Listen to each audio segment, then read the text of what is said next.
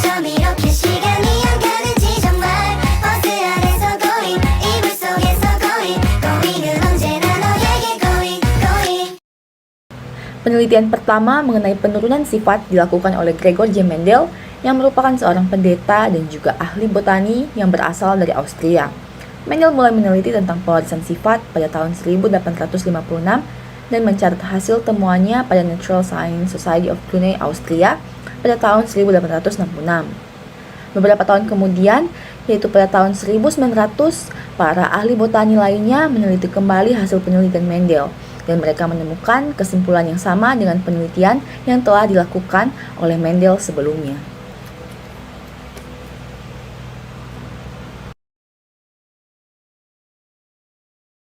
Selanjutnya kita masuk pada pengertian dari hukum dua Mendel. Hukum dua Mendel atau yang biasa disebut dengan hukum asertasi bebas menjelaskan mengenai dua atau lebih sifat yang berbeda tidak mempengaruhi atau bergantung pada sifat yang lain. Atau dengan kata lain, alel dengan gen sifat yang berbeda tidak saling mempengaruhi.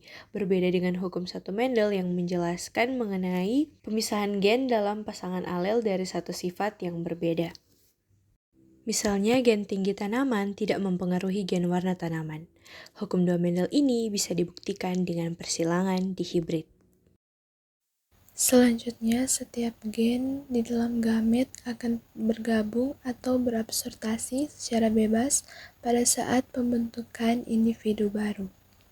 Nah, konsep ini lahir dari penelitian yang dilanjutkan oleh Mendel dengan cara menyilangkan tanaman yang memiliki dua sifat beda. Konsep inilah yang menjadi hukum Mendel yang kedua. Hukum dua Mendel disebut juga dengan hukum asortasi. Mendel melanjutkan persilangan dengan menyilangkan tanaman yang memiliki dua sifat beda atau dihibrid, yaitu warna dan bentuk kacang ercis. Nah, teman-teman tentu tidak asing dengan gambar ini. Gambar ini merupakan gambar kacang ercis atau yang biasa kita kenal dengan kacang polong. Seperti yang kita ketahui, Mendel diakui sebagai bapak genetika karena dianggap sebagai penemu prinsip dasar penurunan sifat atau hereditas. Dalam percobaannya, Mendel menanam tanaman kacang ercis atau Pisum sativum dan memeriksa keturunan-keturunannya. Tanaman yang dipilih adalah tanaman kacang ercis atau Pisum sativum karena memiliki kelebihan-kelebihan sebagai berikut. Yang pertama, tanaman ercis dapat melakukan penyerbukan sendiri sebelum bunganya terbuka. Yang kedua, menghasilkan biji yang banyak dan keturunan yang bervariasi. Yang ketiga, mudah hidup atau mudah dipelihara. Kacang ercis mudah tumbuh dan tidak memerlukan penanganan khusus dalam pemeliharaannya.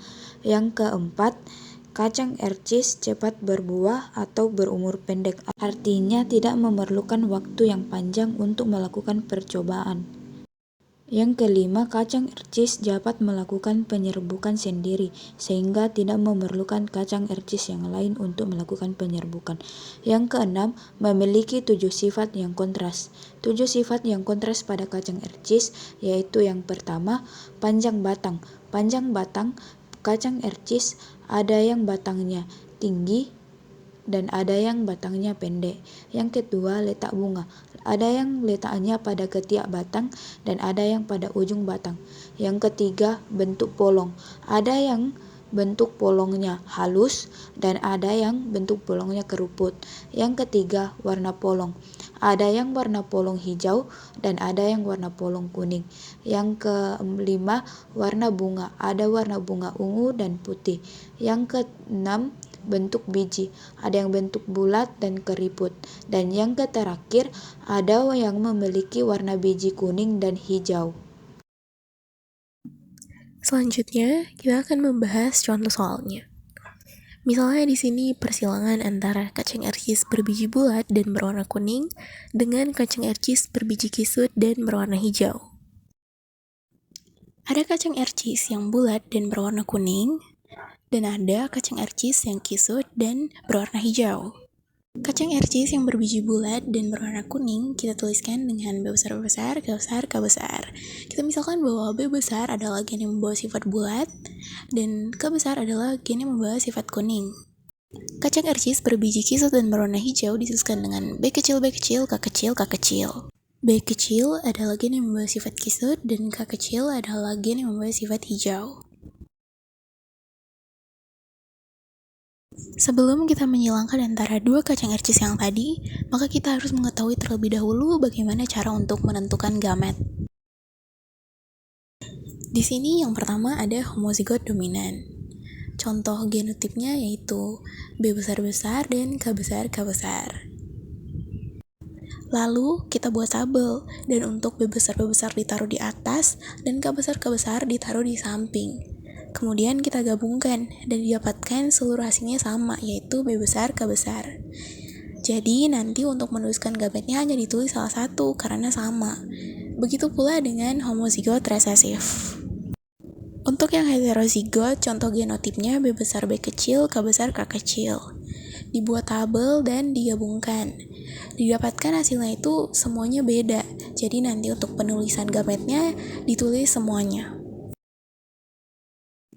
Lanjut, kita silangkan antara dua kacang ercis yang sudah dibahas tadi.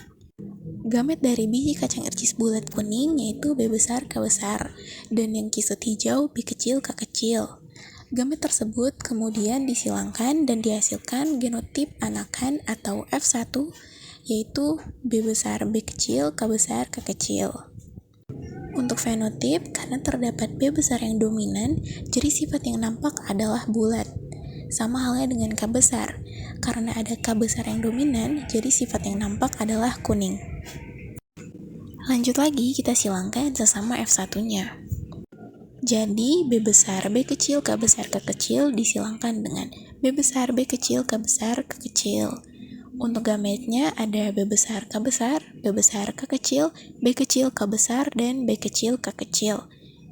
Sama juga dengan yang di sampingnya. Untuk mencari anakan atau F2-nya, dibuat tabel dan digabungkan dua gamet parental di atas. Bisa dilihat hasil penggabungannya pada gambar. Lanjut, kita tentukan fenotip dari F2 yang sudah didapat. Untuk menentukan fenotipnya, kita perlu memperhatikan genotip yang mempunyai B besar atau K besar. Jika di dalamnya terdapat B besar atau K besar, maka sifat yang nampak atau fenotipnya adalah sifat yang dominan. Sedangkan bila tidak terdapat B besar atau K besar, maka sifat yang nampak adalah sifat yang resesif. Contohnya seperti pada baris pertama kolom pertama, fenotipnya adalah bulat kuning, karena terdapat B besar dan K besar dalam genotipnya. Contoh lain yaitu pada baris kedua kolom keempat. Fenotipnya bulat hijau karena hanya terdapat B besar saja pada genotipnya. Contoh terakhir pada baris keempat kolom keempat. Fenotipnya kisut hijau karena tidak terdapat satupun huruf kapital. Jika dibuat perbandingan dari fenotip ini, maka perbandingannya adalah 9:3 banding 3 banding 1. Halo guys, di sini kita akan menjelaskan persilangan dua sifat beda atau disebut hybrid. Di sini kita akan menggunakan cara yang pertama atau dengan cara menggunakan tabel teman-teman. Oke teman-teman, di sini kita akan menggunakan contoh persilangan pada buah mangga.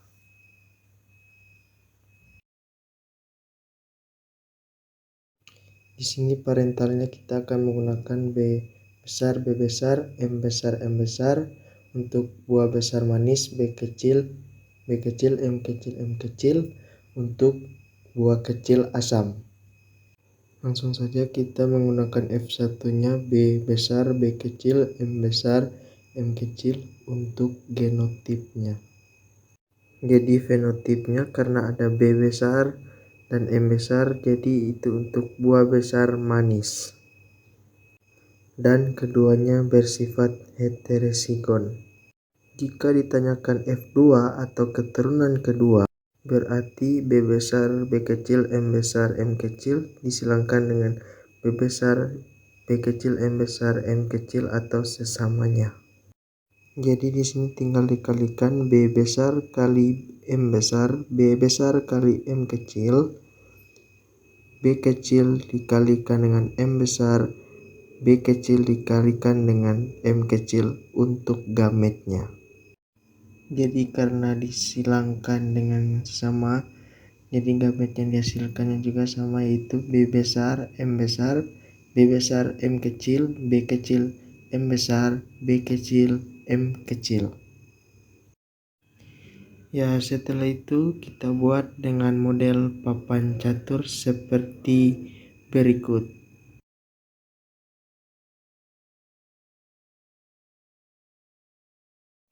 Dari tabel tersebut kita menghasilkan rasio genotip, yaitu B besar, M besar, M besar, B besar, B besar, M besar, M kecil, B besar, B kecil, M besar, M besar, B besar, B kecil, M besar, M kecil, B besar, B besar, M kecil, M kecil, B besar, B kecil, M kecil, M kecil, B kecil, B kecil, M besar, M besar, B kecil, B kecil, M besar, M kecil, dan B kecil, B kecil, M kecil, M kecil.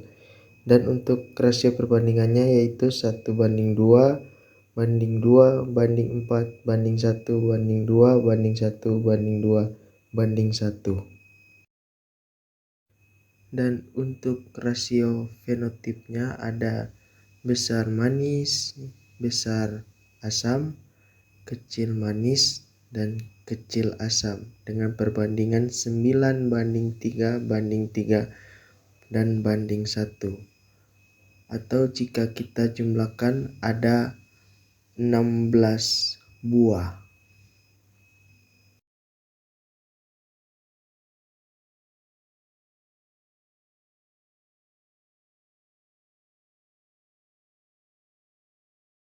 Jika yang ditanyakan dalam bentuk persen, itu berarti sama seperti persilangan pada monohibrid, yaitu 9 dibagi 16 kali 100 sama dengan 56,25%.